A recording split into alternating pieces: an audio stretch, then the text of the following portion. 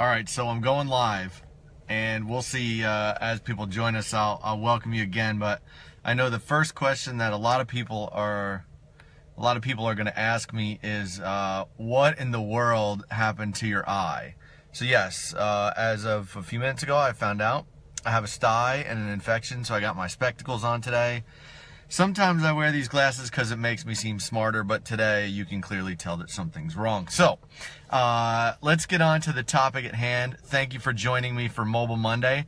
As you can see, I am mobile. I'm coming to you from my car, but this is a very unique place, and this will be a unique topic. And I'm going to share a couple personal stories, share a few things with you guys, and hopefully you'll enjoy it. And then at the very end, I will tell you about where this unique place is.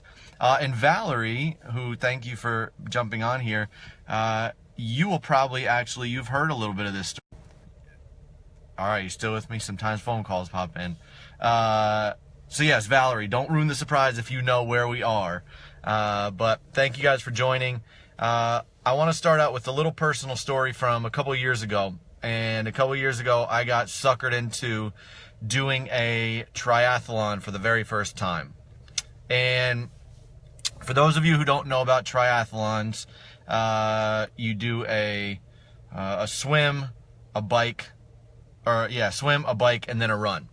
And a couple years ago, I got suckered into doing a triathlon, and my friends, they talked me into it, and it was here in Holly Springs. And it was an open water swim, which means you get to go in the lake, which is actually really tough. It's a lot tougher than you think because, when you swim in a pool, you got your goggles on, you can see the bottom, you can see, and you can swim in a straight line. Water is a little bit different when it's in a dirty lake. And so my first triathlon, let me give you an idea. It was a half a mile swim, and then it was a 17 mile bike ride, and a 3-mile run. Now, you are talking to a guy who, at the time, didn't own a bike, hated running, and didn't really know how to swim other than just to, tread water. So, other than that, I was in great shape. So, the way this goes is I sign up for the Triangle Triathlon, and it's a huge event, which I didn't realize. It's so big that they have an event on Saturday and on Sunday. So, there were hundreds of people each day. So I signed up for the Sunday event because the Saturday was full. Okay, so here we go. I'm off to the races here. I take off in the water, feeling pretty good. Come out of the water, I'm getting on my bike, and I feel really good. And so, part of what you do during these things is I'm not there to win anything, clearly. I'm there to have a little fun and not die and say that I did it. So here I go, I'm on my bike, and part of what kind of keeps you motivated during this thing is you sort of see someone ahead, and you're like, okay, I'm gonna pick out that person, and hopefully I'll catch up to that person. And so I did. So I did that, and I was keeping a good pace, and really doing well. And all of a sudden, I see in my sights, I see this person who's got, this person, right? The nice bike, the full neon gear, the nice helmet, what, I got my bike at from hanging off a garage sale kind of a thing. And so, I'm like, okay, I'm going to catch this person. I was so annoyed. And, one thing I forgot to tell you, if you're not familiar with it, but, typically they put your race number on your arms, up on your shoulders, and then they put your age group somewhere down on your legs, like your calves, just so they can kind of keep track of you, right? So here I am. I'm on the bike. It's got my age on the back, got my number. And I pull up, and as I'm catching this person, I realize this is a little bit of a shorter person. I'm not sure what's going on here. And then I read the back of this woman's leg, and it says 72. So here I am, all of my motivation is chasing down a 72-year-old woman. And it didn't even bother me, so I flew right by her. And then guess what? She comes back and she passes me. So for about a mile, we trade positions back and forth, right? And this is crazy because this is a 72-year-old woman, and she's giving me a run for my money. I take a sip of my water, and she's gone. Couldn't even see her anymore. I mean, she had another gear and she just took off. And I was like, this is ridiculous. So I'm feeling frustrated. And we get to the run portion, and there I see her again. So I'm like, okay, this is great. So I catch her, I'm feeling pretty good, and I kind of jog up to her. And, you know, for these things, most people are pretty encouraging. And so I try to say a nice encouraging word, but also let her know that I was going to go past her, right? So, you know, I jogged past this woman, and I was like, hey, you're doing great, you know, keep it up. And she goes, yeah, well, my time won't be as good as yesterday. And here I am. This woman, 72 years old, had done the same triathlon yesterday. She did it again on Sunday. And on top of all that, I find out later that she is an Ironman competitor. She's ranked in like the top 5 people in the world, right? So this is my perception, and I don't know if I can do this, but I want to share. I've got a picture of her. I wish I could show you this. I don't know. Somebody tell me who's on here. Val, tell me how I can post a picture on here. Let me see if I can, because it's worth it, I promise. And the whole thing is, I want you to see this because this whole thing today is all about changing our perspective, right? And so, all right, you ready? I got a picture. Check it out. There she is. Sharon is now 70 years old, world-class athlete, and just decked out in all of her neon glory. So anyway, so that was a fun story. I always get a kick out of telling it. I love laughing about it because I was getting schooled by a woman who was, you know, twice my age for sure. And so hopefully you got a little bit of a laugh out of that. My goal for today is I want to give you in about 20 minutes. I'll give you a little bit of laughter.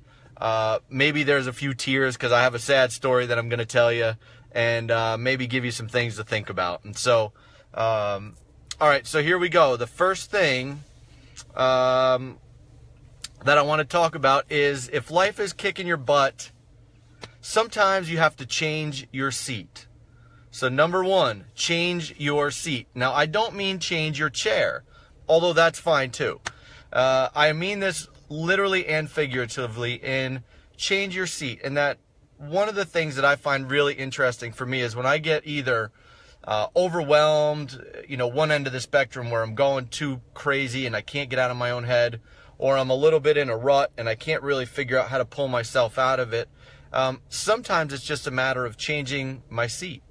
And what I mean by that is get away from your desk. If you are in a rut and you're trying to brainstorm some great ideas, you know what I love to do? I love to sit on the floor. And I don't know if Alyssa Hellman is on here, but she sat on the floor with me many a time. And this is a great way to change your perspective. People will look at you a little funny when you walk by, but you've got to get away from your desk where you process your bills and you work on your paperwork. So if you need to sort of reframe your thoughts and be a little bit more creative, go find a spot in your office and sit on the floor. It's fantastic. It's great for brainstorming, great for just kind of changing your perspective a little bit. The other thing I love to do, and this is great if you are an office leader, if you're have to run meetings, things like that, is literally standing on a chair. I know this sounds ridiculous, and if you feel like the need to do it right now, go ahead and stand on a chair. Standing on a chair, what it does is if you're in front of a crowd, you know, you're running your office meeting, you're in the same spot talking about the same stuff every time. I swear, it's amazing how often you could stand up on a chair, you get to see what everyone's doing, and they all of a sudden pick their heads up from their phone.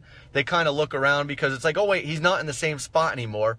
People will smile, they get a little kick out of you, they think you're crazy. And it's a really simple thing. It doesn't cost you anything. I will give you a word of advice here. If you are going to do that, watch out if you're wearing heels. Watch out if you are on a rolly chair. Watch out if it has wheels or spins. Please make sure you have a spotter when you do this. So those are my two things as far as changing your seat in a literal sense. I literally mean change where you sit.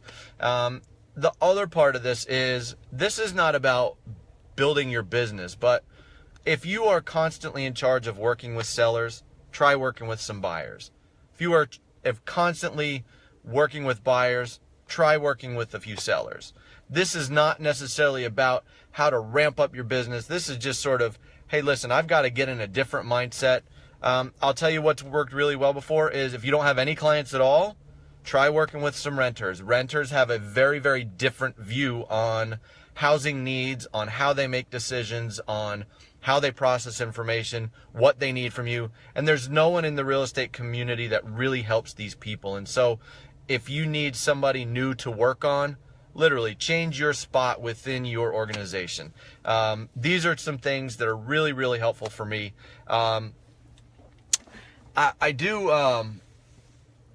part of the reason that I share some of this stuff and I get a little bit uncomfortable because part of my story goes back to 2012, and I'm going to share a little bit of a personal story with you here because it was really the first time that I kind of changed my seat. 2012 was the best year I ever had in real estate. I was selling full time. I helped more people than I had helped ever before, and I had done more transactions than ever before. And at the end of the year, I was absolutely miserable. And I didn't really know what was going on. I figured, oh, I'm just burned out. Maybe I need to do something new. Maybe I change my seat, you know. And this was, I don't have an exact day or time or time frame, but the personal part of this is that somewhere around this time is when I really began my battle with depression and anxiety. And it's a hard thing. I don't talk about it with a lot of people, but it's something that I deal with often, and I'll share a little bit more about that as we go. But the end of 2012, man, for all intents and purposes, I should be like, you know, on top of my game. This was great, and I was absolutely miserable. So I said, okay, let me do something different. I love real estate. I want to stay in real estate. And in 2013, I decided, hey, I'm going to go and I'm going to start this software company, Go Connect. And so we did. And it was great, new set of skills. I was meeting all kinds of new people. I had done all these, you know, speaking engagements. I was traveling. I was doing all these things. You know, that was the first year that I was named to the Inman News 100 influential people kind of thing. And man, you know, from the outsider's perspective, man, I had a lot of good things going for me. And the thing that's hard when you battle with anxiety and depression is it's hard to sometimes feel a sense of accomplishment. And so I've learned to deal with that in that all these great things were happening. But what I realized is I really wasn't happy. My health was terrible. I was, you know, not exercising, not eating well. I was not being a good dad. I was not being a good husband. And so from the outside looking in, it was like all things were great. But the reason this topic in general is so important to me is because I worked really hard at trying to figure out how to get through this. And even if you don't deal with, you know, this level of stress or anxiety or depression or anything like that, I know we all have tough days because in real estate, you carry the stress of our client. We carry the stress of our clients and we care. And when you know, when you're in a business where you are taking on everyone else's stress in addition to your own, it's sometimes it can weigh on you. And so I learned some things. So the first thing was change your seat. The second thing is change your pace. Change your pace. And what I mean by that is it's not always to slow down. Sometimes you need some help to speed up. Part of the story that I tell is at the end of that year, 2013, when everyone felt like things should be going really well for me, I started having some health problems. And I started to, I was having what I didn't know at the time, but it was basically like constant panic attacks, and I was constantly grasping for breath. And in the early 2014, I went and saw a doctor because I got to a point where every 5 to 10 minutes I was grasping for air, and I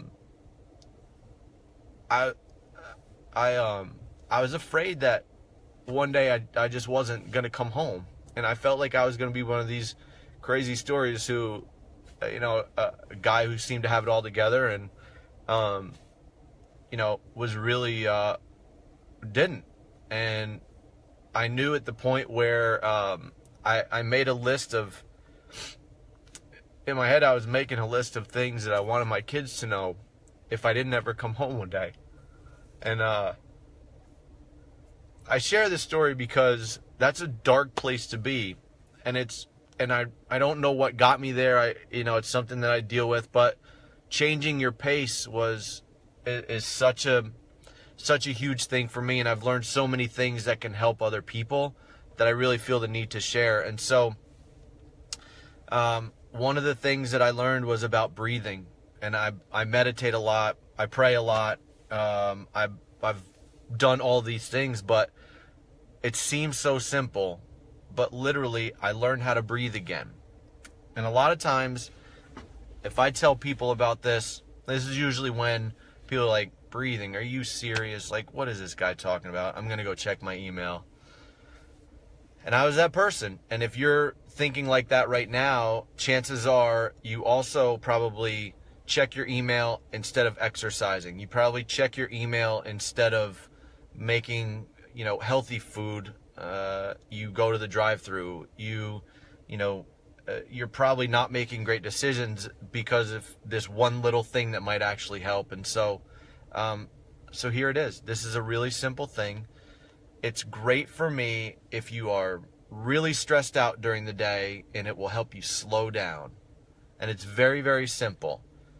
And if you place your hand on your chest and you take a deep breath in for 3 seconds and let it out for 3 seconds. It's very simple. There are tons and tons of breathing exercises. But the first time I ever tried this, and now I've built up to where I can use this and breathe in for 10 seconds and let it out for 10 seconds. And this completely slows down your mind. So maybe the next time that you have a client or another agent who's got you really mad, maybe you just take this time to take a few deep breaths, slow yourself down, change your pace, change your perspective. You don't know what other people are dealing with. And so if you can do this, I promise you will slow yourself down. When I first tried this, it was really hard. For me, it was a sort of like choppy, like it was awful. And I realized I can't even take a breath. This is bad. This is not good. And so I encourage you, if you need it, that will slow you down. Now, get this. The same exact thing will work if you are in a rut and you're sort of this, a little bit down in the dumps. I read a great book recently, a really easy read. You should check it out. It's called The 5-Second Rule by Mel Robbins. And for those of you who are parents out there, it is not about eating food off the floor. But essentially, it's the same thing, which is you take this deep breath, count to 5, 4, 3, 2, 1, and you get up and go. And it's amazing because it sounds so dumb and so easy, but I promise there's some times when you're like, oh, I don't want to do this. I'm just kind of down. I don't feel like doing it. I don't have the motivation. I don't have this. And you start with this very simple thing, which is taking a really deep breath, right?